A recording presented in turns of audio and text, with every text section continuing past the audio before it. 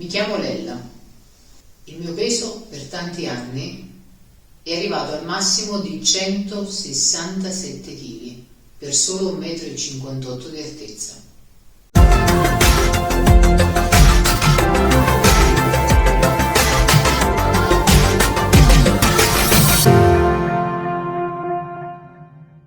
Nonostante le diete, anche gli interventi di chirurgia bariatrica, nonostante migliaia di euro spesi, spesso continuiamo a restare obesi. Perché? Che cosa ci guadagni? Qual è il vantaggio di restare in quel corpo in cui ti senti prigioniero e che in ogni modo pensi di voler uscire? Questo è l'argomento di questo video. Come detto in un video precedente, mi è stato fatto notare in più di un'occasione che forse quella condizione così pesante, così soffocante in cui io versavo, nell'essere arrivata a pesare 167 kg, forse in parte era una condizione in cui ci stavo bene? Era una condizione che volevo? Che una parte di me conservava? Si dice spesso che il male che conosciamo fa meno male di quello che non conosciamo e che il cambiamento costa talmente tanto che spesso si vuole restare come si è. Nel mio caso è stato così? Forse sì.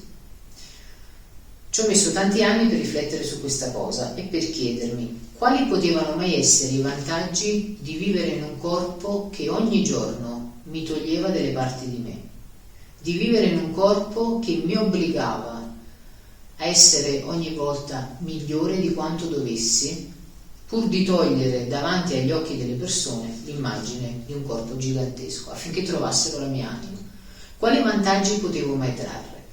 Beh, diciamo che l'obesità, quella grave, quella, intendiamoci, ai livelli in cui versavo io e che sentivo io, perché poi rispetto ogni tipo di sentire diverso, il vantaggio poteva essere il fatto che quando una cosa non mi riusciva non era per la mia incapacità, ma è perché sono obesa. Faccio un colloquio, non mi prendono e certo sono obesa. Chi prenderebbe mai un'obesa? Provo un sentimento per qualcuno, non vengo ricambiata e certo sono obesa. Ti fai male perché hai fatto delle cose, fai un movimento sbagliato e certo sono obesa, no? Ok? Ditemi la verità, quante volte l'avete pensato di voi stessi? E magari il più delle volte è anche vero, cioè sono anche obesa, ma sono 1000 altre cose. Perché dare sempre colpa all'obesità?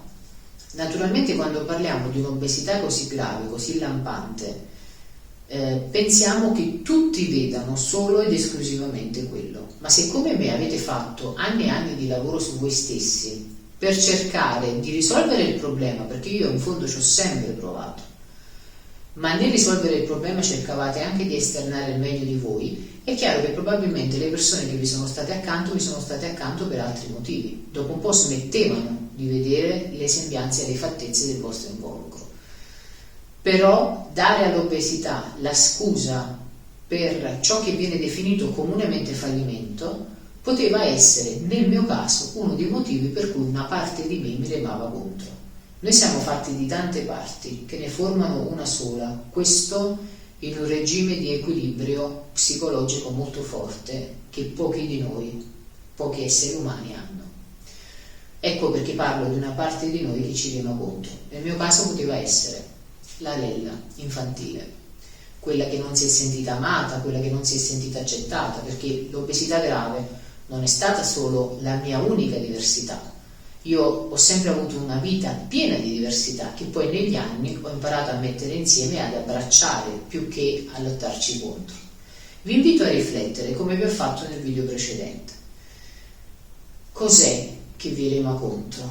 Qual è quella voce dentro di voi, quella parte dentro di voi che vi dice che è meglio restare così? Perché poi ogni scusa è buona per dare colpa all'obesità. Ricordatevi che quel grasso in più che avete sul corpo non è grasso, è una parte di voi che ogni giorno diligentemente alimentate, non soltanto con il cibo, ma con tutti quei comportamenti che aiutano ad ingrassare. perché ci sono dei comportamenti che aiutano ad ingrassare, compresi gli ormoni che noi alimentiamo, quelli che non dovrebbero poi remarci contro. In un prossimo video parleremo anche di questo. Tu puoi fare la dieta più perfetta al mondo, ma se hai alti alcuni ormoni non dimagrirai, lo sapevate? Al prossimo video.